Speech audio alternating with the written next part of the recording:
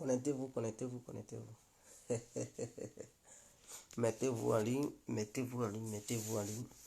Voilà, on va décortiquer la situation parce que je n'étais pas à la maison lorsque j'avais fait un petit direct de peut-être 7 minutes ou 8 minutes. Maintenant que nous sommes là, on va décortiquer ce qui se passe. Donc, connectez-vous, partagez le direct, partagez le direct, partagez le direct, partagez le direct. Chers parents, chers amis, j'espère que vous me saisissez, vous me comprenez, vous m'attendez. Donc, pour les personnes qui n'entendent pas, faites-moi signe pour que je puisse peut-être améliorer. Mais je pense que tous ceux qui me suivent, ils m'entendent très bien. Donc, partagez le direct, partagez le direct, partagez le direct. Partagez le direct, mes frères qui étaient ici. On se laisse en même temps. Partagez le direct.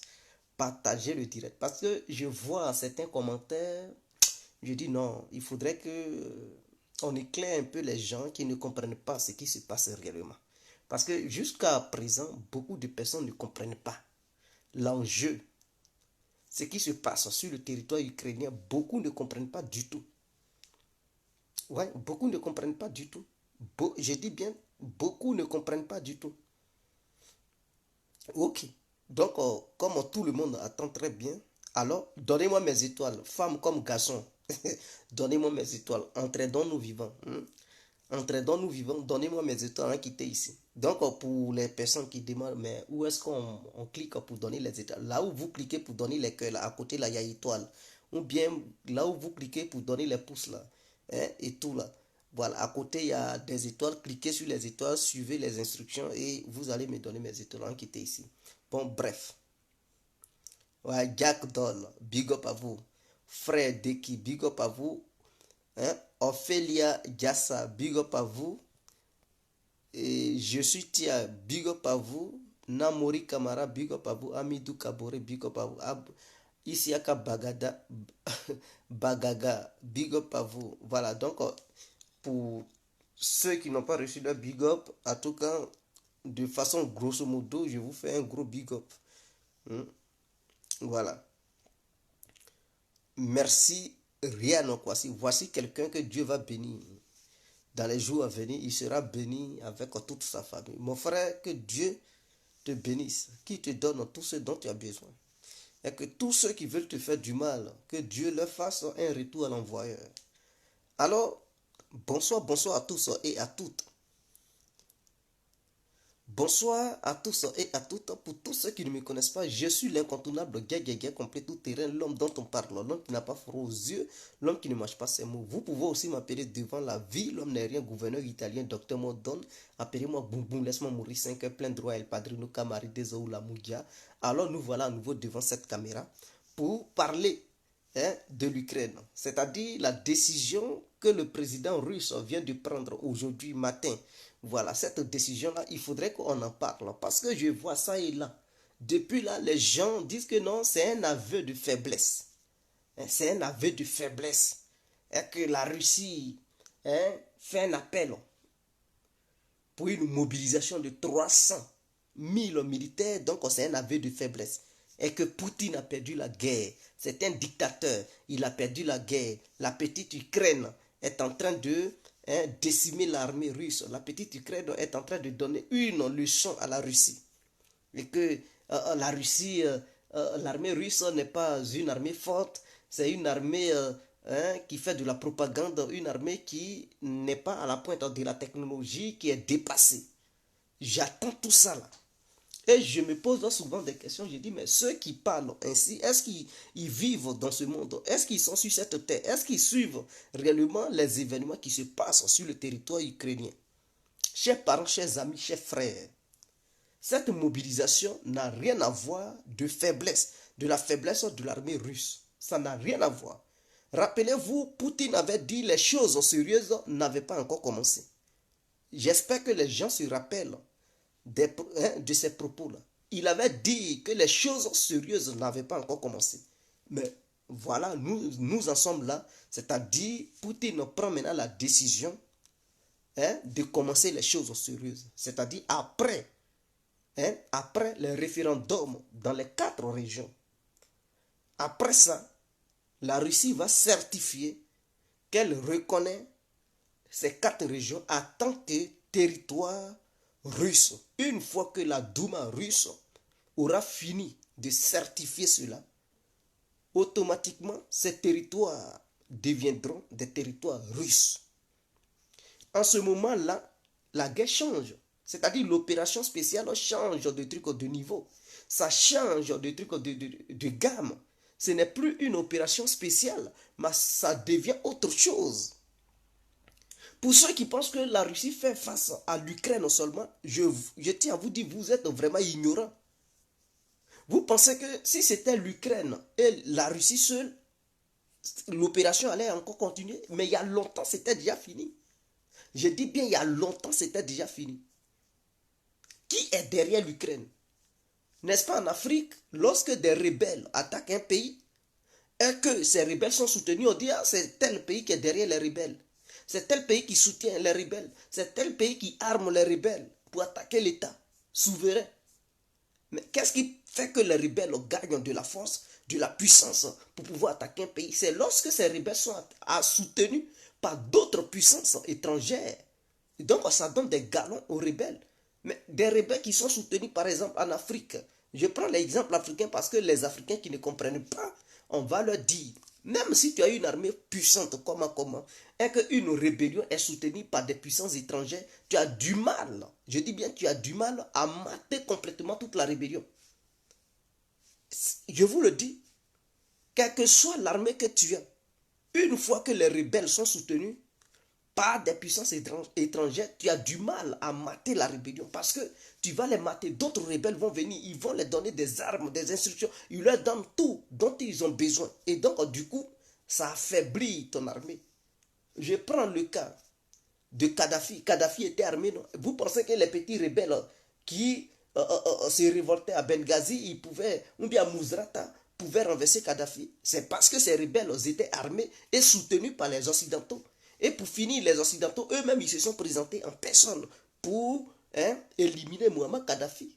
Allez-y demander aux Nigérians, c'est-à-dire aux Nagyala, Boko Haram.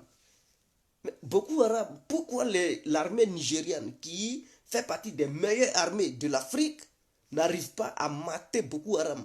C'est parce que Boko Haram est soutenu par des puissances étrangères. Allez-y demander aux Camerounais, les anglophones qui se révoltent là-bas.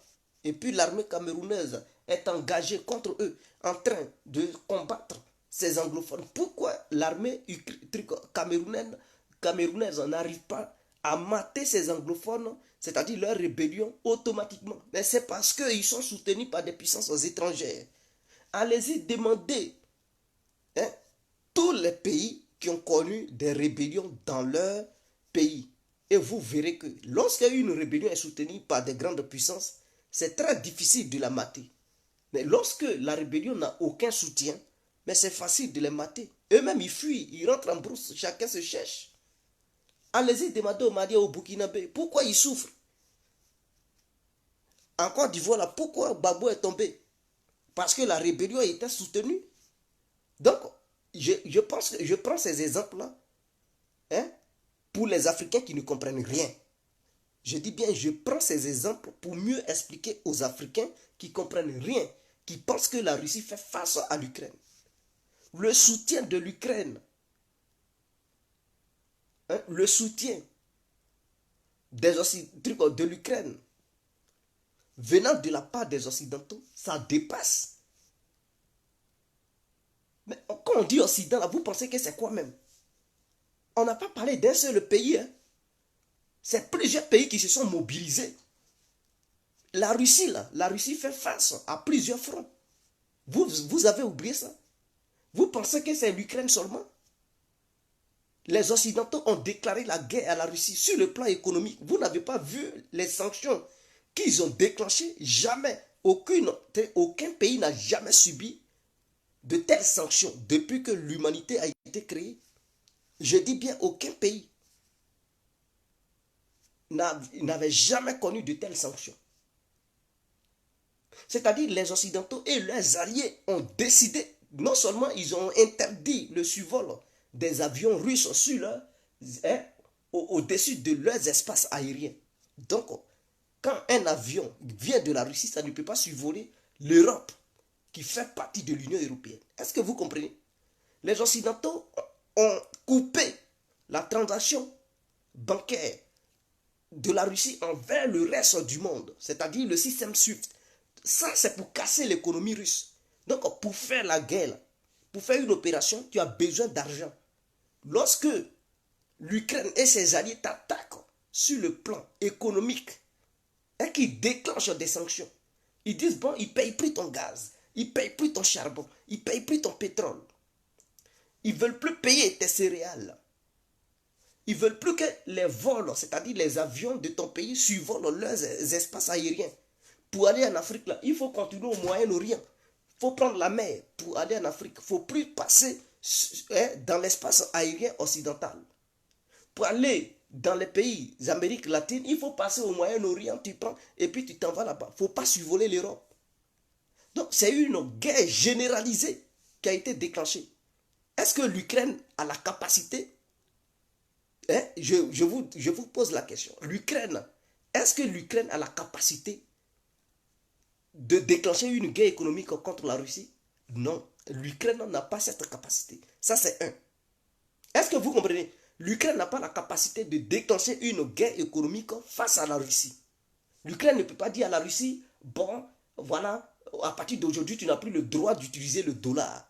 Or, le dollar est la première monnaie mondiale utilisée à travers les États pour faire du business. Le dollar a été interdit aux Russes. L'euro a été interdit aux Russes. Ils ont bloqué 300 milliards de dollars appartenant à la banque centrale russe dans les banques occidentales. Est-ce que vous comprenez? 300 milliards de dollars. Même les Occidentaux qui disent on va venir en aide aux Africains, on va les aider à développer l'Afrique, ils n'ont jamais déboursé une somme de 300 milliards pour l'Afrique. L'Afrique entière, s'ils ont trop cotisé, on vous donne 25 milliards pour vous aider. Ils ont bloqué 300 milliards. Ils ont saisi les biens des élites russes en Occident. Est-ce que l'Ukraine a la capacité de le faire? Mais dès lors que l'Occident se comporte comme ça, vous pensez que c'est quoi? Est-ce que la Russie fait la guerre à l'Occident? Non. Dès lors que les Occidentaux se mettent dans une telle posture contre la Russie, ça veut dire qu'ils déclenchent une guerre. Et le ministre de l'économie français, l'économie française plutôt, Bruno Le Maire avait dit devant les médias qu'on va déclencher une guerre totale face à la Russie pour détruire l'économie russe. Donc ça, est-ce que c'est quelqu'un qui a mis ça dans sa bouche? C'est leur plan. Donc dans leur vision, dans leur truc but, il faut détruire la Russie. Donc pour eux là, ils sont en guerre contre la Russie. Je n'arrive pas à comprendre les Africains qui ne comprennent pas. Non, petit Ukraine, petit... Non, non, non. La Russie fait face à un front qui est très vaste. Ça n'a rien à voir avec l'Ukraine. Ça n'a rien à voir avec l'Ukraine. Ce qui se passe, ça n'a rien à voir avec l'Ukraine. Pourquoi ils font ça? Ils font ça tout simplement pour permettre à l'Ukraine de prendre de l'avantage sur la Russie. Est-ce que les pays occidentaux, quand ils déclenchent des guerres ailleurs, qui les sanctionne? Qui affaiblit leurs économies? Qui fait quoi que ce soit? Qui les empêche que leurs avions ne survolent pas d'autres pays? Personne ne le fait. Donc eux, pendant qu'ils font le truc, ils gagnent beaucoup d'argent. Ils peuvent monter dans leurs avions, ils peuvent faire n'importe quoi. Qui met pression sur d'autres pays pour dire non, ne commercez pas les Russes, ne soyez pas les amis des Russes? Mais si l'Occident se met dans une telle posture, vous pensez que c'est quoi? C'est une aide seulement à l'Ukraine? Non, ils sont dans une guerre frontale envers la Russie. Et donc, quiconque est noir, quiconque est africain, quiconque comprend très bien, il sait que l'Occident est en guerre contre la Russie. Et quand on dit l'Occident, ce n'est pas seulement l'Europe. On prend l'Amérique du Nord parce que le Canada et l'Amérique sont dans cette même posture. Ainsi que certains pays de l'Amérique latine, comme l'Équateur et d'autres, la Colombie et d'autres pays qui sont les alliés des Européens. Est-ce que vous comprenez? Donc, en allant sur cette base d'abord, on conclut que l'Occident s'est mis dans cette guerre face à la Russie. Donc, la guerre économique a été déclenchée. Ce n'est pas l'Ukraine qui fait la guerre économique face à la Russie. Non, non, non. L'Occident, parce que la guerre là, c'est plusieurs fronts. Hein. Quand on dit guerre là, vous voyez militaire. Non, non, non, il y a plusieurs guerres. Il y a guerre diplomatique. Quand l'Amérique vote une loi hein, au Congrès américain pour pousser les pays africains à ne plus commercer avec les Russes, et que quiconque en Afrique qui osera commercer avec la Russie sera sanctionné par l'Amérique. Ça, on appelle ça comment? Mais c'est un chantage. C'est une guerre que l'Amérique, c'est-à-dire l'Occident, veut livrer sur tous les fronts envers la Russie. Donc, ça encore, c'est Ukraine. Non, ce n'est pas Ukraine. Donc, la Russie est en guerre face à plusieurs pays. Et ces pays-là, ce n'est pas un seul pays. Ce n'est pas seulement l'Ukraine. L'Ukraine n'est qu'un petit truc, n'est qu'un truc, un jouet. Au-delà de l'Ukraine, il y a plusieurs pays. C'est une grande coalition. Leur objectif, c'est de détruire la Russie. Leur objectif, c'est de transformer la Russie en petit État, en micro-État. Et dénucléariser la Russie parce que une fois que la Russie sera démembrée, ils vont dire non, les petits pays n'ont pas le droit d'avoir les armes nucléaires. Et ils vont dire bon, donnez les armes nucléaires. En retour, on va vous aider économiquement parlant pour relever vos économies. On va vous aider à financer les trucs, l'éducation, ceci, cela. Et donc, eux seuls, ils seront les maîtres du monde. Et donc, en face, ils vont avoir la Chine uniquement. Et ils vont verrouiller la Chine parce qu'ils seront obligés d'utiliser le territoire russe pour mettre des bases militaires, enfermer la Chine pour ne pas que la Chine devienne une grande puissance économique et militaire. C'est leur objectif. Donc l'Ukraine a été manipulée, l'Ukraine a été utilisée et l'Ukraine est utilisée. Vous ne comprenez pas, Poutine a agressé, il a agressé quoi? Il n'a rien agressé. Il se défend. Stratégiquement parlant, la Russie a été agressée par l'Ukraine et les pays membres de l'OTAN. Et militairement parlant, c'est la Russie qui a agressé l'Ukraine. Voici ce que j'aimerais souligner d'abord. Donc la Russie fait la guerre à plusieurs pays. Vous devez le savoir. Maintenant, concernant l'opération militaire sur le terrain ukrainien, vous pensez que ce sont les Ukrainiens seuls qui combattent là-bas? Êtes-vous sûr? Parce que d'autres, ils disent non. L'OTAN n'est pas en guerre. Parce que l'OTAN n'a pas encore utilisé ses avions et ses navires. Donc, ils ne sont pas en guerre. Mais, vous rigolez. Hein? Mais il y a déjà des avions de l'OTAN qui fonctionnent en Ukraine. Mais l'aviation ukrainienne vient d'où? Parce que dès les premières heures, la Russie a neutralisé, je dis bien les Russes ont neutralisé toute l'aviation ukrainienne. Bombardé les trucs, comment on appelle ça? Les bases aériennes ukrainiennes. Tous les avions qui étaient là-bas ont été neutralisés. Je dis bien ont été neutralisés. L'Ukraine produit les drones. Avez-vous vu l'armée ukrainienne qui a eu une usine de fabrication de drones? Non. Ces drones-là, ça vient d'où? Et ça vient des pays membres de l'OTAN. Donc c'est l'OTAN. Les drones, ce sont des armes de l'OTAN. Donc dès lors que l'OTAN prend ses armes pour envoyer ça en Ukraine, mais c'est quoi? Vous appelez ça quoi? Quand on prend les drones, vous pensez que qui pilote les drones? Ce sont les Ukrainiens, mais vous mentez. Hein? Ce sont les soldats de l'OTAN qui pilotent ces drones parce que les Ukrainiens ne maîtrisent pas bien ces drones. Donc ce sont des soldats de l'OTAN qui portent des treillis militaires de l'Ukraine, qui sont sur le terrain.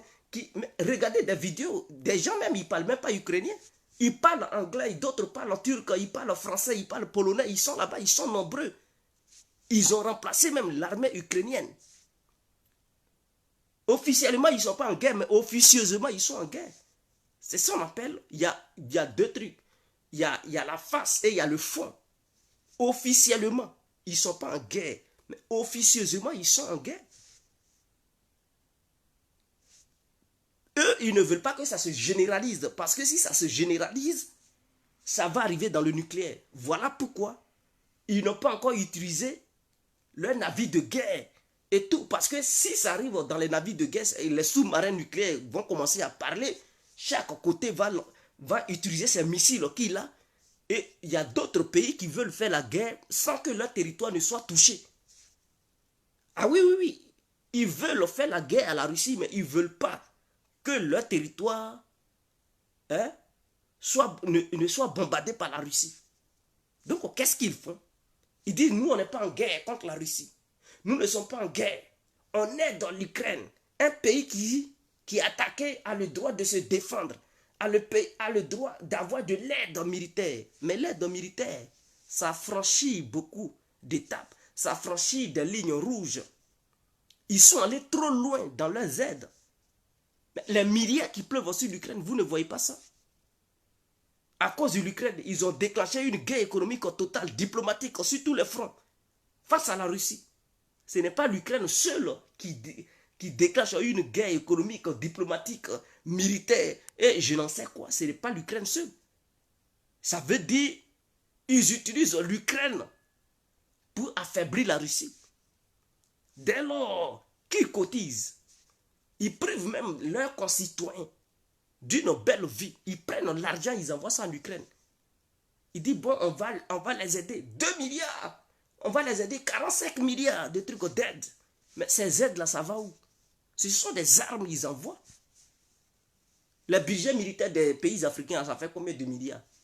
Ça fait combien de milliards? C'est-à-dire, leurs aides qu'ils ont données à l'Ukraine. On associe tous les pays africains. Leur budget militaire, ça n'atteint même pas ce qu'ils ont donné aux Ukrainiens. Tellement ils ont misé beaucoup d'argent. Ils ont donné des armes. Quand ils luttent contre le terrorisme en Afrique, ils n'ont jamais misé autant d'argent, ils n'ont jamais pris autant d'armes qu'ils ont amenées en Ukraine. Donc, dès lors qu'eux-mêmes, ils prennent leurs propres armes pour envoyer ça en Ukraine, l'Ukraine, c'est les armes qui parlent en Ukraine. Est-ce que ce sont les Ukrainiens qui fabriquent ça? Ce ne sont pas les Ukrainiens qui fabriquent. Qu'est-ce qu'ils n'ont pas donné aux Ukrainiens? Les drones, ils ont déjà donné toutes sortes de drones. Ils ont déjà donné des missiles anti-navires. Qu'est-ce qui reste encore? Ils ont donné des missiles anti-navires. Ils ont donné les missiles anti-aériens. Ils ont même donné des avions. Les pays, les États baltes, c'est-à-dire la Pologne, la Roumanie, la Lituanie, l'Estonie, comment on appelle ça? Et plusieurs pays, leurs avions qu'ils avaient là, ils ont donné tout aux Ukrainiens. Vous savez combien d'avions c'était? C'est-à-dire, des pays même se désarment pour donner toutes les armes aux Ukrainiens. Donc, vous pensez que c'est l'Ukraine seule qui fait face à la Russie? Non. C'est-à-dire, toutes les armes. Quand on dit Lettonie, Lituanie, l'Estonie, la Roumanie, la Pologne, la Grèce fait partie. La Grèce. Et puis quoi encore? La Slovénie, la Slovaquie. Tous ces pays-là ont donné leurs avions de guerre qui étaient les avions de l'Union soviétique, c'est-à-dire les MiG-29 et consorts, les Sukhoi et tout ça, là, tout ce qu'ils avaient, ils ont tout donné aux Ukrainiens. Parce que les Ukrainiens n'avaient plus d'avions. Les Russes ont neutralisé ça dès les premières heures.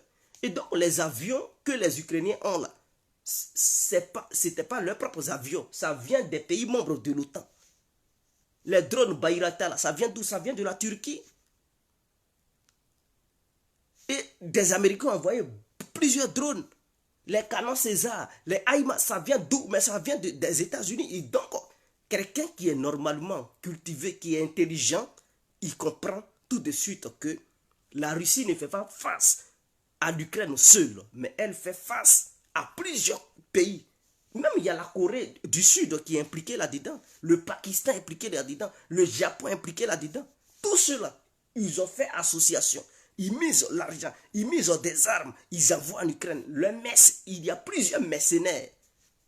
Ah, si les hommes rentrent, ou bien vous-même, vous êtes entrés. Si les hommes rentrent, ce sont les trucs, les combattants qui ne vont pas rentrer. Zelensky n'a pas dit, il faisait. Lui-même, il a lancé un appel. Il dit bataillon quoi là? International. Quoi là? Mais quand il a lancé l'appel, mais il y a ces 100 000 personnes qui sont rentrées. 100 000 personnes qui disent ils sont des volontaires. Mais ces volontaires-là, ce ne sont pas des vrais volontaires, mes frères. Ce sont des soldats de l'OTAN déguisés en volontaires. des soldats de l'OTAN déguisés en... Pourquoi quand les Russes, on les arrête, et puis leur pays s'agite, ils crient, libérez nos trucs, nos concitoyens, libérez-les. Ah, donc ils savaient que leurs concitoyens étaient là-bas, ils combattaient là-bas. Officiellement, il n'y a personne, hein. Mais officieusement, ils savent qu'ils sont là-bas. Dès lors qu'on les arrête, ils crient sur tout le temps, libérez-les, libérez-les. Ah, donc, si vous savez qu'ils sont là-bas et qu'ils combattent, c'est que vous êtes conscient, vous savez quel jour ils sont rentrés. Pourquoi vous ne leur demandez pas de sortir de l'Ukraine? Mais vous taisez. Dès lors qu'on les arrête, vous criez, libérez-les. Ça veut dire qu'ils sont conscients. Ils savent qu'il y a des soldats membres de l'OTAN qui sont là-bas. Est-ce que vous comprenez?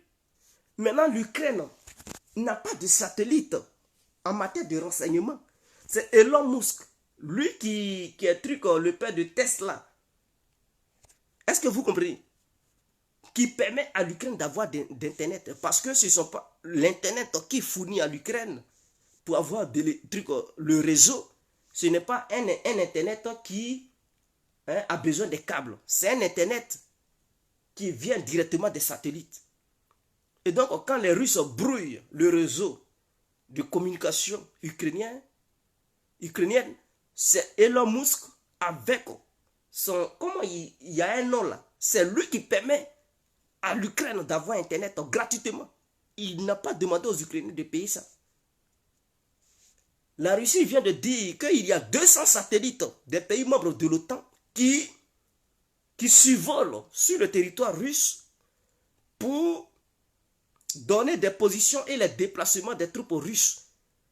Est-ce que vous comprenez? 200 satellites que les pays membres de l'OTAN ont mobilisés pour aider les Ukrainiens. Et donc, ces 200 satellites sont là pour surveiller les troupes russes, leur déplacement. Donc, vous pensez que l'Ukraine a cette capacité d'avoir 200 satellites militaires pour surveiller les troupes russes? Mais les Russes, ils voient ces satellites. Ils voient ça. Mais ils ont des armes anti-satellites. Mais puisqu'ils ne sont pas encore officiellement en guerre, voilà pourquoi ils n'ont pas encore abattu ces satellites. Et donc, ils savent. Les satellites qui les surveillent, ils les voient. Donc, l'état-major russe a dit qu'il y a 200 satellites des pays membres de l'OTAN qui les suivent et qui donnent les emplacements, les données GPS à l'armée ukrainienne, dirigée par les pays membres de l'OTAN.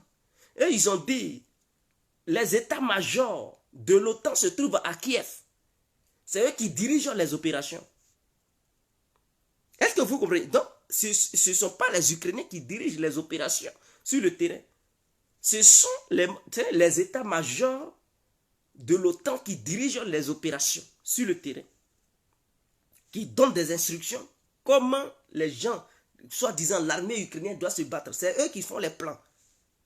C'est eux qui ont les satellites, les avions de renseignement de l'OTAN. Ils utilisent des drones, des avions de renseignement pour collecter des informations et détecter les avions russes qui viennent frapper les forces soi-disant ukrainiennes. Qui disent non, il y a un avion qui vient, fuyez, qui communique avec eux. Donc, ils sont déjà impliqués dans la crise. Donc, des gens qui disent non, face à la petite Ukraine, la Russie, non. Malgré leur coalition, malgré leur aide militaire, la Russie a pris des trucs à gagner des territoires, non? Ou bien, quand vous dites que Poutine a perdu la guerre, est-ce que c'est l'Ukraine qui contrôle des territoires russes ou bien c'est la Russie qui contrôle toujours des territoires ukrainiens? Parce que quand tu perds quelque chose, ça veut dire qu'on te chasse complètement du territoire. Mais jusqu'à preuve du contraire, ce n'est pas le cas. Ce n'est pas le cas. C'est-à-dire la coalition, toute cette coalition, et cette aide qu'ils apportent aux Ukrainiens, ils n'ont pas encore pu chasser les Russes du territoire ukrainien. Et donc, du coup, sur quoi vous vous basez pour dire que Poutine a perdu et que l'armée russe n'est pas puissante, elle n'est pas forte? Vous savez combien de soldats la Russie a envoyé sur le territoire ukrainien? Vous savez combien de soldats la Russie a envoyé sur le territoire ukrainien? Mais arrêtez quand même.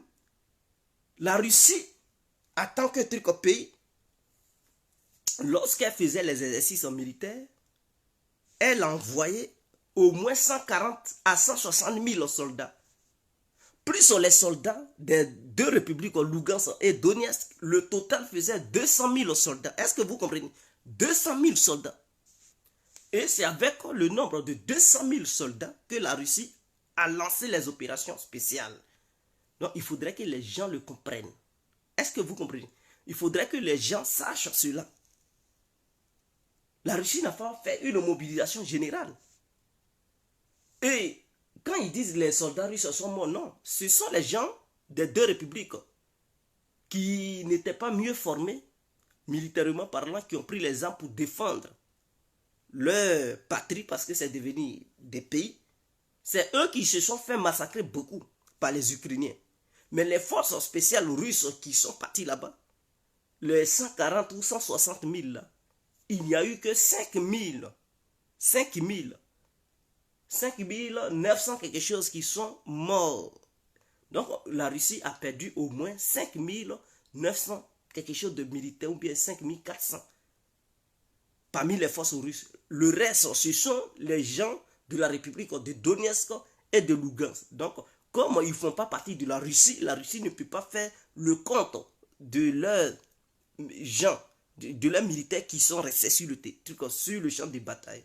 Maintenant, concernant le côté ukrainien, l'Ukraine a perdu au moins 61 000 soldats et 40 000 blessés. Il faudrait que les gens le sachent. Parce que quand les Ukrainiens, ils mentent. Non, nous, depuis le début, on a perdu seulement que 9 000. C'est ce qu'ils disent. Et que la Russie aurait perdu 80 000. 80 000. 80 000. Mais la Russie qui est là-bas est 200 000 soldats. C'est-à-dire 160 000 et 40 000 de la part des deux républiques. N'a jamais lancé un mot d'ordre pour dire une mobilisation générale. Mais non.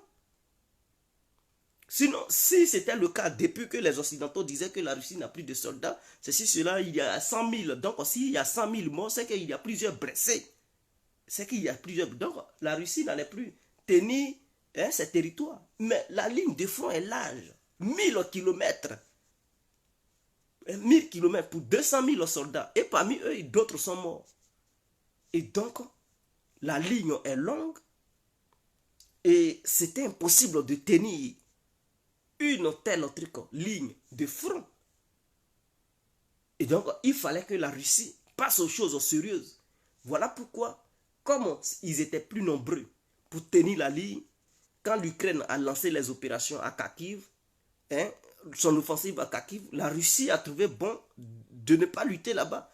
Et que les forces qui étaient là-bas, il faut les recentrer vers le Donetsk et Lugansk, ainsi que vers le sud pour défendre les positions de là-bas pour ne pas que les forces ukrainiennes et mélanger les forces outaniennes rentrent dans les villes de Lugansk ou de Kherson ou le reste des trucs de Donetsk.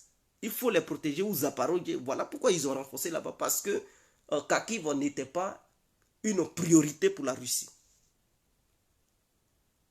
Et comme la Russie voit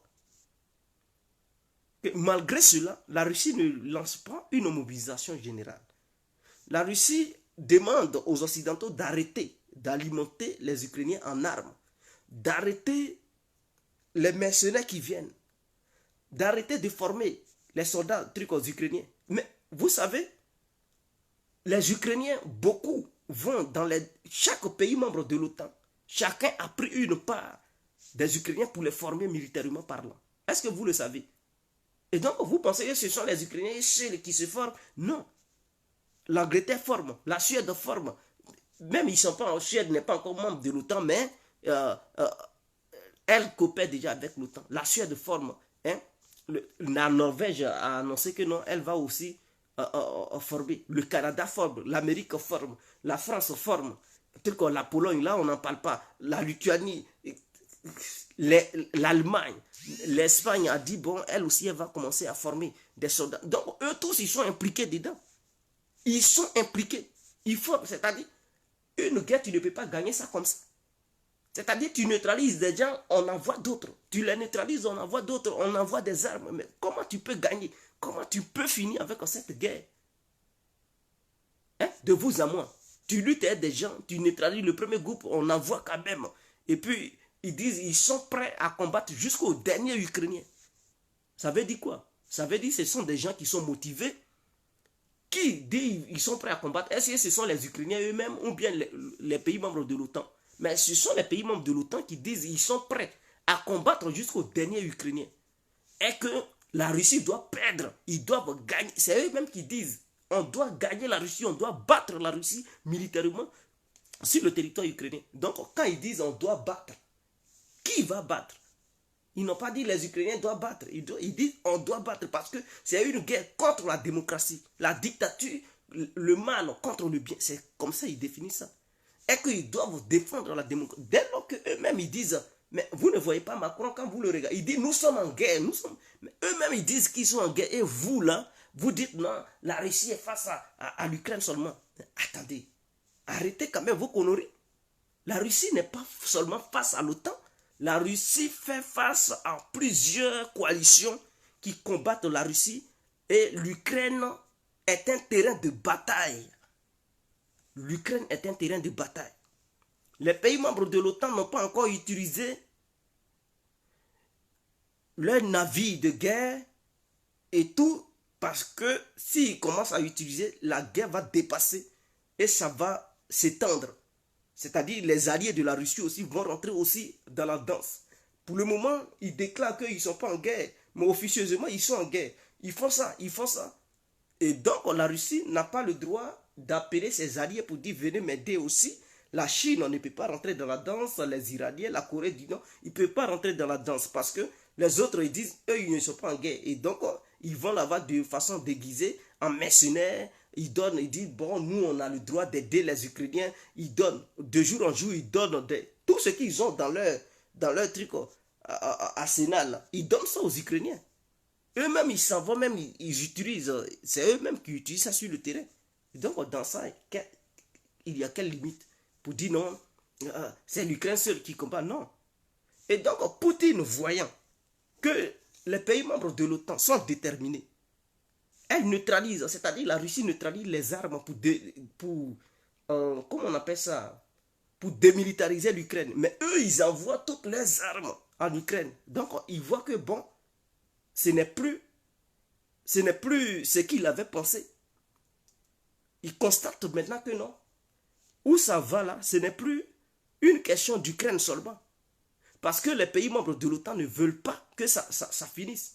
Et donc, ils veulent la destruction de la Russie. Ils veulent affaiblir la Russie. Ils veulent la répartition de la Russie. Et donc, ils comprennent maintenant les enjeux.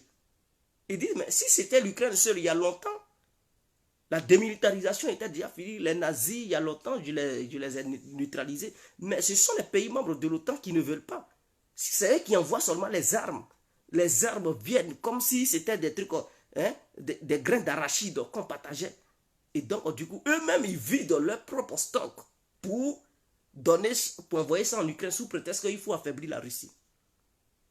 Et donc, à un moment donné, Poutine comprend les réalités. Il se dit, bon, avec 200 000 hommes qu'on avait là-bas, ce n'est plus assez. Il faut passer maintenant aux choses sérieuses. Il faut passer aux choses sérieuses parce que là, ce n'est plus une question d'Ukraine. Je vais finir le travail le plus tôt possible.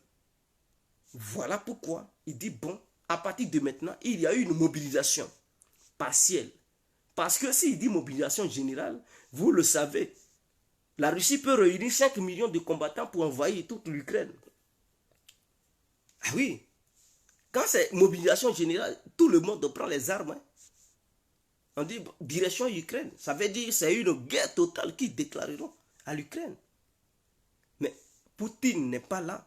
On dit non, il n'a plus de trucs d'armée. Voilà pourquoi il fait mobilisation. Non. Poutine ne veut pas utiliser ses soldats professionnels. L'armée russe est bien gagnée. C'est pas à cause de l'Ukraine. Aidée par l'OTAN, elle va utiliser tous ses soldats professionnels. Il faut les garder. On ne sait jamais comment la guerre va se terminer. On ne sait jamais qu'est-ce qui va arriver demain. Donc, s'il utilise ces soldats professionnels, ceux qui sont formés, ceux qui sont prêts, qui sont des forces spéciales, qui connaissent bien le terrain de la guerre, s'il les utilise eux tous, mais le jour J où il y aura une très grande confrontation entre lui et l'OTAN, une guerre généralisée, il fait comment? Il ne peut pas aller chercher les réservistes pour dire soyez à la première ligne, non. Donc, ce qu'il fait, il cherche les réservistes, il va les former. Ce sont des gens qui avaient déjà exercé le truc dans l'armée. Il y a des gens qui, parce qu'en Russie, quand tu nais là, avant de faire quoi que ce soit, tu passes par le service militaire. Donc tout le monde, la majeure partie, sait utiliser les armes. Il faudrait que les gens le sachent. Dès leur bas âge, on leur apprend à tirer les armes, on leur apprend à manier les armes. Donc, c'est un pays où tout le monde à peu près sait utiliser les armes. Il faudrait que ça soit clair. Donc, c'est aujourd'hui, je suis qu'ils font 175 millions d'habitants. Voilà. Donc, c'est un pays qui fait maintenant 160. On pensait que c'était 145, 140 millions. Non. J'ai compris. Aujourd'hui, ils ont dit non. La Russie, ça fait 175 millions d'habitants. Donc, ils sont quand même nombreux. Voilà. Ils sont pas. Voilà. Même si l'Amérique, la population américaine est plus nombreuse que truc, mais eux aussi, ils sont nombreux. Et ces républiques qui vont rentrer là-dedans, il se peut qu'ils atteignent les 180 millions dans les jours à venir ou dans les mois à venir. Et donc, la Russie veut prendre les réservistes pour les mettre au front. Puisque le ministre de la Défense a dit, les réservistes et l'armée russe, au total, ils sont au total 25 millions. Donc, la Russie est capable de mobiliser au moins 25 millions de personnes, 25 millions de soldats pour aller au front, pour combattre et défendre la Russie. Mais ce n'est pas encore le cas. Donc, ils prennent un tiers parmi les 25 millions là, ils prennent 300 000 pour les déchaîner. N'oublions pas que les 200 000 qui étaient sur le terrain, face à l'armée ukrainienne qui a fait une mobilisation générale d'1 million ou bien 2 millions de soldats, l'armée ukrainienne n'a pas pu chasser les 200 000 Russes qui étaient là-bas pour reprendre tous les territoires qui étaient contrôlés par la Russie. Il faudrait que ça soit clair. Malgré les mercenaires, malgré l'aide de l'OTAN, malgré la mobilisation générale, parce que vous avez vu ça en Ukraine, hein, où on empêchait les jeunes d'un certain âge de sortir du pays. Tout le monde prenait les armes. Les femmes faisaient les cocktails Molotov pour lancer ça sur les chars russes. Et tout ça, avec cette grande mobilisation, ils n'ont pas pu chasser l'armée russe du territoire ukrainien. Malgré cela, la Russie a pris certaines villes. Est-ce que vous comprenez? Donc, ceux qui critiquent l'armée russe, mais je vous demande, montrez-moi un pays membre de l'OTAN qui a une fois déclenché une opération spéciale dans le pays où l'opération spéciale se déroule a eu assez de soutien que ce pays membre de l'OTAN a pu tenir lui seul. Même l'Amérique, qu'on dit première puissance, n'a jamais déclenché une guerre ou bien une opération spéciale contre un pays et que plusieurs pays du monde se mobilisent pour aider ce pays attaqué par les Américains pour que les Américains puissent, même Afghanistan, qui n'ont même pas aidé les gens qui portent en sandales. Les Américains ont fui là-bas, la queue entre les jambes, ils ont couru jusqu'à même l'avion où ils montaient, les gens tombaient comme des trucs, des fruits mûrs pourris. Tellement ils étaient là, fuir les talibans qui venaient prendre un truc au Kaboul. Ils étaient obligés de fuir. L'armée française, mais elle ne peut pas. Elle ne peut pas. L'armée anglaise, elle ne peut pas. Il n'y a que la Russie seule capable de faire ce front. Ça fait 7 mois que la Russie seule tient face à tout ce groupe de pays qui soutient ce groupe de pays qui soutient l'Ukraine. La Russie, elle seule, elle tient. Elle n'a même pas encore fait appel à un allié. Elle seule, elle tient. Eux-mêmes, ils ont dit, la Russie a 12 000 tanks, 12 000 chars.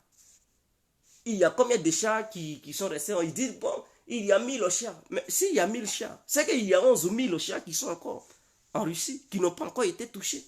Donc eux-mêmes, ils sont conscients. Eux-mêmes, ils disent, depuis le début du truc, c'est 1000 chars on a détruit. Bon, vous avez détruit 1000 chars, ok. Mais la Russie a 12 000, parce que les Occidentaux, eux-mêmes, ils reconnaissent. Donc, s'ils ont 12 000 chars, là, ça veut dire qu'il y a 11 000 chars qui n'ont pas encore été touchés. Et en dehors de ça, mais les usines de production d'armes en Russie travaillent, non? Est-ce qu'ils sont là en train de regarder le soleil? Non, ils fabriquent encore d'autres armes. Non, en matière de chars, les Russes ont plusieurs chars, ils ont plusieurs armes. Ils ont dit, depuis le début des opérations, la Russie a perdu 50 avions. Je tiens à vous souligner que la Russie a 4000 avions. Hein. Donc, si on fait 4000 moins 50, ça ne vaut même pas 1000 avions. Donc, la Russie a encore une force de frappe. Est-ce que vous comprenez? Et en matière de lanceurs, ils ont dit quoi? La Russie a plusieurs lanceurs. Combien de mille de lanceurs là? Des armes nucléaires. Ils en ont un truc. Plusieurs. 6225 têtes nucléaires qu'ils ont. L'Amérique a 5000 quelque chose. En matière de sous-marins, ils ont beaucoup de sous-marins. Et les plus gros, remplis d'armes nucléaires, bourrés. Donc, arrêtez. La Russie n'a pas encore déclaré. Est-ce que vous pensez que la Russie a utilisé toute sa force pour dire, oh, il a perdu, il a perdu. Vous voyez en Ukraine, c'est 4000 avions qui sont sur l'Ukraine. Vous avez déjà vu tous les navires russes en train de bombarder l'Ukraine. Parce que la Russie peut le faire. Ils ont déjà même essayé dans la mer Caspienne. Ils ont lancé des frappes, des missiles, comment on appelle ça? Des missiles calibre depuis la mer Caspienne pour frapper l'Ukraine. Ils peuvent le faire. Mais c'était pour montrer qu'à travers leur navire, ils peuvent rester de l'autre côté pour frapper l'Ukraine. Mais ils ont fait quelques frappes, après ils ont arrêté. Mais c'était pour montrer qu'ils n'ont pas besoin de mettre leur navire dans la mer Noire pour frapper. Et que depuis la mer Caspienne, ils peuvent frapper l'Ukraine. Leurs missiles, ce sont des missiles à longue portée. Donc, s'ils ont décidé réellement, ils peuvent prendre un gros missile non nucléaire pour lancer ça sur Kiev. Si ça explose, c'est-à-dire l'explosion même là, ça va faire peur, ça va faire trembler même la capitale. Ils n'ont pas besoin de lancer bombe atomique. Il suffit de prendre un missile bien gros comme une arme atomique qui va frapper même la capitale dans un quartier général de l'armée ukrainienne. Quand ça va exploser, ils vont attendre le bruit, ils vont vraiment on va négocier. C'est tout. Donc voici un peu ce qui se passe. Donc la Russie n'a pas, c'est pas un aveu de faiblesse. Mais l'annonce de Poutine a provoqué une panique générale en Occident. Parce qu'ils ont compris que là où ça va là, ça monte de cran. Parce que leur objectif c'était de mettre pression sur Poutine. Ils ont dit on va continuer de donner les armes et tout. C'était de mettre la pression sur Poutine pour dire non, tu ne peux pas gagner. Et que si tu continues comme ça, la Russie va s'affaiblir. Donc Poutine a trouvé bon que non, comme la Chine a dit bon, il faut tout faire pour arrêter la guerre dans le plus bref délai. Et tout, l'Inde aussi a exhorté Poutine de tout faire pour arrêter. Donc il veut passer aux choses sérieuses pour atteindre ses objectifs le plus tôt possible avant d'arrêter les opérations. Voilà pourquoi il demande une mobilisation générale. Sinon, auparavant, il dit, bon, la situation pouvait rester comme ça pendant longtemps et que cela l'arrangeait. Parce que tant que ça est comme ça, les prix des hydrocarbures augmentent et la Russie se fait du pétrole. Mais ses alliés veulent qu'il arrête le mouvement le plus tôt possible. Et donc, voilà pourquoi il passe à un autre, à un autre niveau. Et cet autre niveau-là, ils savent qu'avec 200 000 personnes, ils ont pu prendre beaucoup de villes. Maintenant, il envoie 300 000 personnes. Plus les 200 000 qui étaient là, il y a d'autres qui sont morts. Donc, si on les associe, imaginons qu'au total, il y aurait 30 000 morts. Et donc, il peut rester 170 000 sur le terrain. Ok. Plus les 300 000 morts, les 300 000 qui vont arriver, ça va lui faire 470 000 hommes. Donc, avec 470 000 hommes, imaginons les villes qu'ils vont conquérir. Ils vont prendre beaucoup de villes. Et donc, les pays occidentaux font un faux calcul. Parce que le petit succès tactique militaire de Kiev vers le nord de l'Ukraine, ils pensent que c'est fini. Et que l'Ukraine gagne la guerre. Non, l'Ukraine ne gagne rien. Ça ne changera rien. Non seulement, l'Ukraine, en voulant tout gagner, elle va finir par perdre. Parce que, au début, avant les opérations spéciales, ça concernait uniquement 2 régions, Lugansk et Donetsk. Ils ont dit accord de Minsk. Il faut signer, permet à ces deux-là d'avoir leur autonomie. Mais ces deux-là vont faire partie de l'Ukraine. Ça n'allait pas se rattacher à la Russie. Ça allait faire partie de l'Ukraine. les dirigeants ukrainiens ont dit non, non, non, non, nous on veut libérer totalement Donetsk et Lugansk, on ne traite pas. Et Macron même appelé Poutine, il dit non, on ne négocie pas les trucs. Ok. Le refus du gouvernement ukrainien à accepter les accords et les Européens, leur refus d'accepter les accords du Minsk ont conduit la Russie non seulement à augmenter encore son butin. Donc, ça ne concerne plus l'histoire de Lugansk et Donetsk, mais ça va maintenant dans Zaporizhzhia et Kherson. Donc il y a eu encore 2 autres régions qui se sont ajoutées. Donc, en voulant trop gagner, on veut libérer, voilà, ils ont pris encore 2 autres régions. Ok. Imaginons, au lieu de négocier maintenant, pour empêcher la Russie de prendre encore d'autres butins de guerre, ils vont dire, oh, l'Ukraine en position de force. Mais Poutine, avec cette histoire de mobilisation générale, il est capable de lancer. N'oublions pas que la Russie vient de déployer 800 avions autour de l'Ukraine, prêts à intervenir pour frapper fort. Ok. 800 avions qu'ils ont mis à proximité des trucs de l'Ukraine à passer à une grande offensive sur l'Ukraine. Et donc, imaginons avec cette mobilisation partielle de 300 000 hommes, plus sur les 100 quelque chose qui sont déjà là-bas, ça va lui faire 400 000 hommes. Imaginons que l'Ukraine ne veut pas négocier, l'Occident ne veut pas négocier, et que la Russie décide de lancer une contre-attaque, une offensive sur 2 villes, par exemple Nikolaïev ou Kharkiv. Mais vous pensez que ces villes ne vont pas tomber, mais ils vont prendre l'une des grandes villes. Donc, si la Russie décide de lancer une offensive sur Nikolaïev, l'Ukraine va perdre cette ville-là, et après cette ville, c'est vient un truc Odessa. Donc Poutine peut dire, bon, comme ils ne veulent pas négocier, on a déjà occupé ces trucs, ils vont faire leur référendum après-demain. S'ils veulent continuer la guerre, bon, ce que je veux, c'est de lancer une grande offensive, on va leur priver de la mer Noire, totalement. Et donc, ces 300 000 hommes, il peut dire, bon, écoutez, je veux que 150 000 hommes, parmi les 300 000 là, aillent dans la région de Kherson, 150 000, pour compléter ceux qui sont déjà là-bas. Objectif, on lancer une grande offensive sur Nikolaïev. Donc, imaginons que 150 000 hommes s'ajoutent là-bas, et que les autres 150 000, d'autres vont aller vers le nord. Et 100 000 complétés, hein, ceux qui luttent déjà dans les 2 régions, Lugansk et Donetsk, ainsi que Zaporizhzhia. Maintenant, les 150 000 là, objectif, frapper sur Nikolaïev pour aller vers Odessa. Vous pensez qu'il ne va pas atteindre? Non, il risque d'atteindre ses objectifs. Même si, à un moment donné, ça va s'arrêter en cours de route. Et puis, mais si l'offensive est lancée réellement, il peut prendre Nikolaïev. Et suite à Nikolaïev, il peut emmener même la ligne de front jusqu'à Odessa. Et leurs artilleries vont être en mesure de frapper Odessa. Et donc, Zelensky va se réveiller, il va dire, ah, Nikolaïev est tombé. Et la bataille se passe maintenant au niveau d'Odessa. Et c'est là qu'il va regretter. Ah, si je savais, j'allais négocier.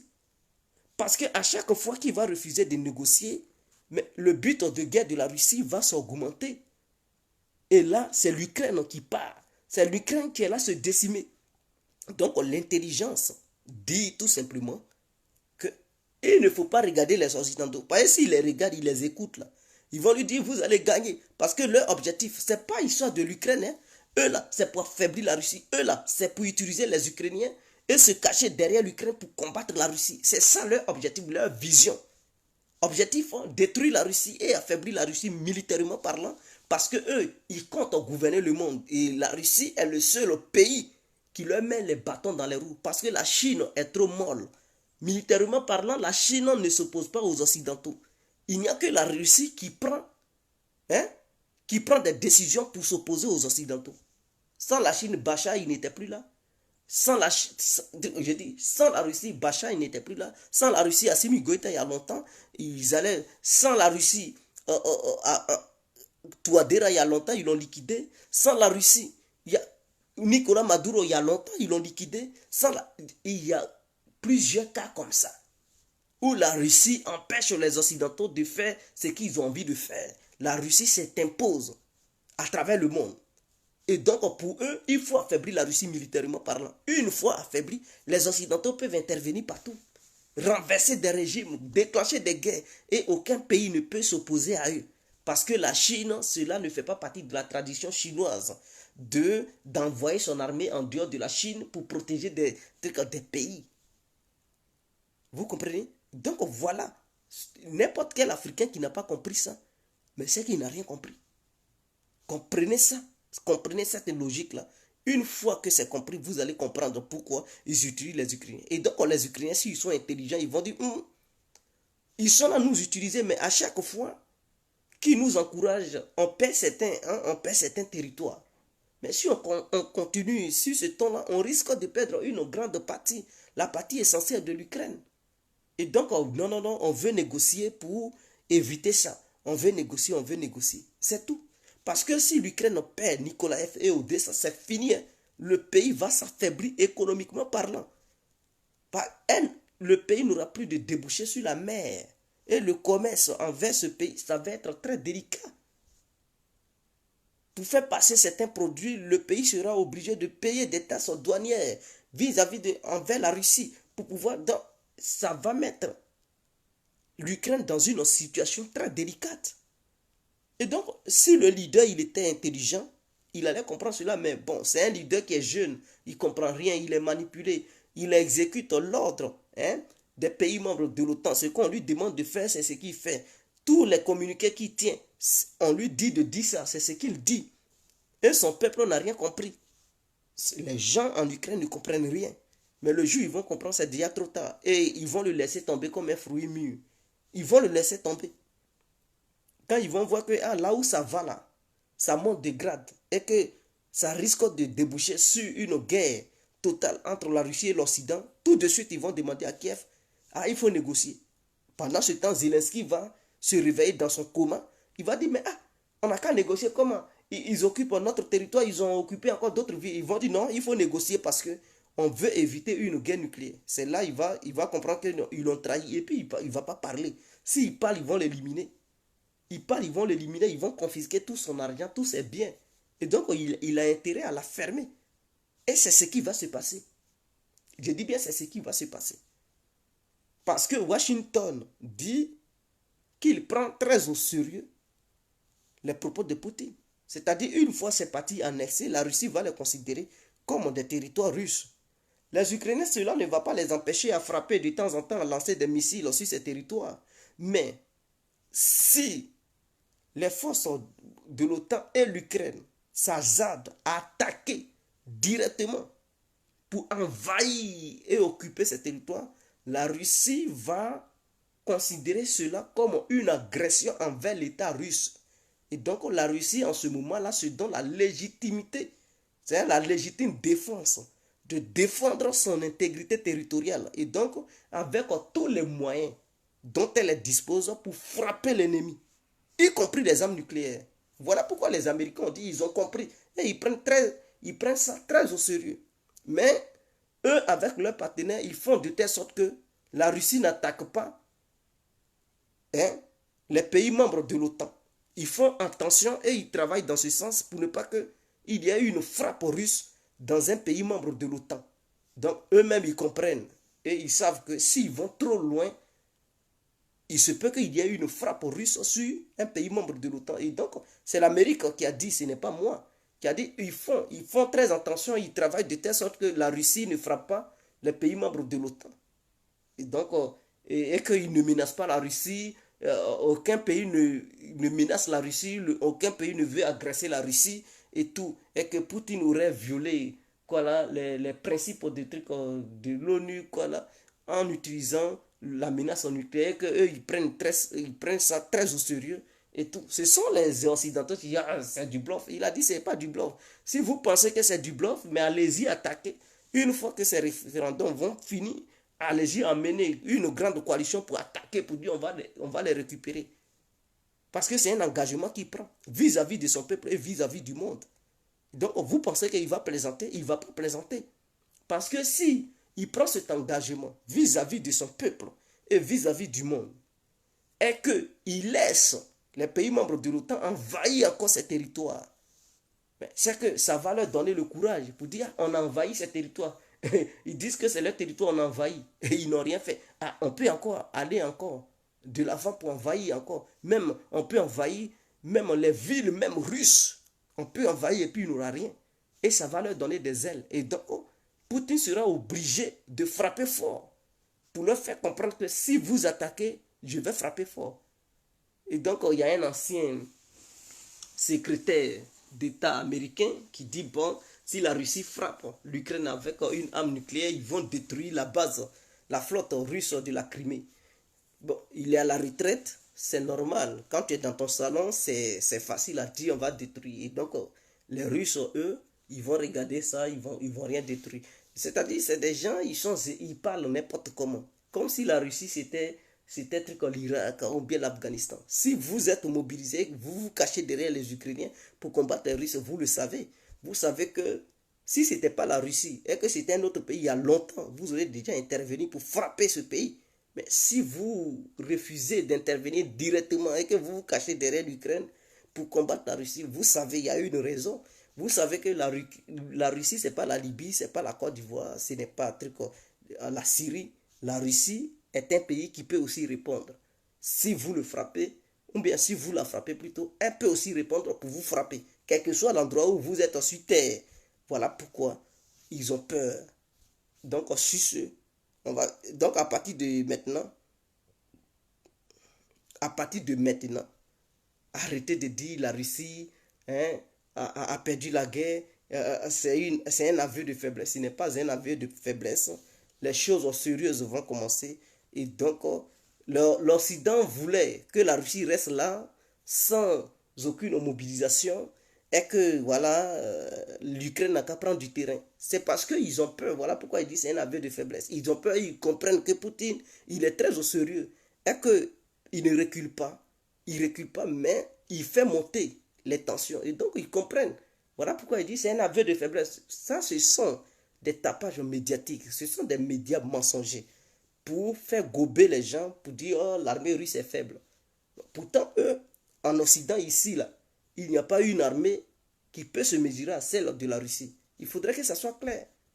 Il n'y a pas une armée, un pays qui peut se comparer à la Russie en termes de trucs d'armée, d'hommes et même des trucs de l'armement. Donc, eux tous, ils le savent. Il n'y a que leurs parrains, les États-Unis, oui. Mais eux, en Occident, ici, là, ils ne peuvent pas. Et ils comprennent la situation. Ils le savent très bien. Et les Américains, eux seuls, ils savent qu'ils ne peuvent pas aider les Ukrainiens à vaincre la Russie. Voilà pourquoi ils mobilisent. Ils mobilisent les Européens et le reste du monde. Pour dire aider les Ukrainiens, ils mettent pression sur eux. Pourquoi eux qui sont première puissance mondiale, soi-disant, ils ne disent pas, bon, vous Européens, ça ne vous regarde pas, moi, Amérique, je prends l'engagement d'aider les Ukrainiens à battre les Russes. Mais pourquoi les Américains, ils ne font pas? Ils aident, mais en même temps, ils mettent la pression sur les Européens pour dire non, aidons. C'est ensemble, on peut gagner. C'est ensemble, on peut gagner. Donc, les Américains eux-mêmes, c'est un aveu de faiblesse aussi, non? Puisqu'ils disent qu'ils sont première puissance du monde, ils ne prennent pas le devant pour dire, bon, nous seuls, on peut aider les Ukrainiens pour battre les Russes. Mais eux seuls, ils ne font pas. Ils demandent aussi aux autres d'aider. Donc, c'est un aveu aussi de trucs de faiblesse. Si on veut aller sur cette base, arrêtez quand même vos bêtises. Vous avez déjà vu l'Amérique attaquer un pays seul. Avant d'aller, elle va toujours en coalition. Elle se cache toujours derrière l'OTAN en coalition. Les Américains n'ont jamais attaqué un pays seul. Partout où ils vont, c'est en coalition. Parce qu'ils ne veulent pas montrer leur faiblesse. C'est tout. Même pour attaquer Bachar al-Assad, pour lancer quelques minutes, ils étaient obligés de mobiliser les Anglais, les Français, pour aller attaquer Bachar al-Assad. Pour attaquer la Libye, c'était aussi une coalition.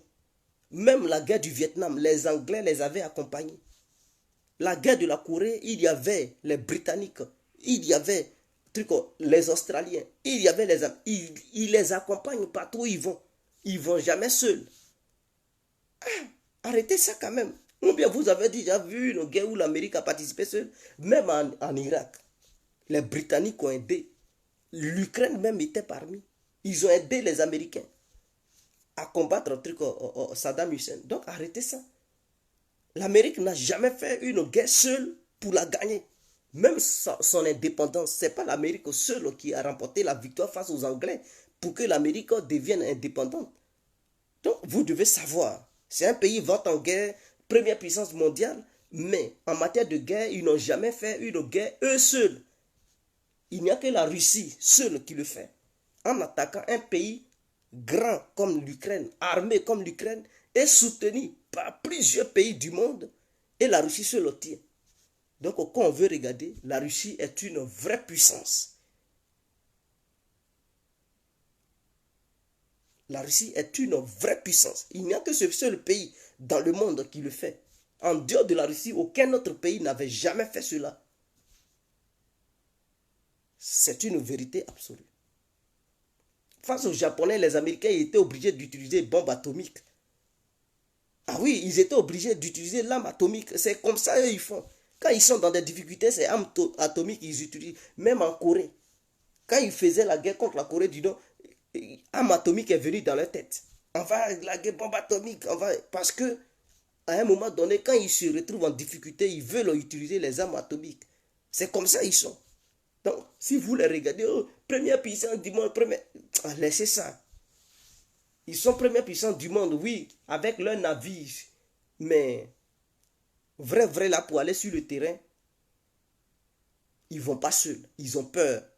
Ils ont peur de voir leurs limites. Donc, ils vont toujours en coalition. Et puis, dites-vous qu'ils sont des vents en guerre parce qu'ils savent qu'il y a l'OTAN derrière. Ils provoquent. Ils montrent les muscles parce qu'ils savent qu'il y a l'OTAN derrière. Ça veut dire quoi? Ça veut dire qu'ils provoquent. Et ils savent que si tu t'affrontes à eux, l'Europe va s'ajouter automatiquement pour les aider. Voilà pourquoi ils sont comme ça. Voilà pourquoi ils ne respectent rien. Et les pays européens qui sont aussi des pays vents en guerre, qui montrent les muscles, c'est parce qu'ils comptent sur l'OTAN. Ils se disent, bon, si on nous touche, il y a d'autres pays qui vont venir nous aider au nom de l'article 5. Donc voilà pourquoi ces pays-là se comportent comme ça. La Pologne, l'Italie, la France, les trucs. Vous pensez que la France va crier comme ça? Si elle n'était pas dans une histoire de coalition de trucs de l'OTAN, elle n'allait pas le faire. Elle allait faire doucement. Les petits pays qui crient en Europe là-bas, là, c'est parce qu'ils sont dans l'OTAN. Ils se sentent protégés. Voilà pourquoi ils crient trop fort. Eux-mêmes, ils provoquent même. Ils savent vous provoquer. Vous dites, si vous nous touchez là, il y a l'article 5, il y a l'article... Voilà leur problème. Hein. Sinon, ils savent. Eux, ils savent, les pays européens. One by one, sans OTAN. Ils vont parler comme ça à la Russie. Ils ne peuvent pas. Même les Américains, ils savent, sans OTAN, l'Amérique ne peut pas s'azarder à menacer la Russie pour dire on va vous détruire. Ils ne peuvent pas. Sur l'OTAN, ils se basent toujours. Donc, il faudrait que ça soit clair.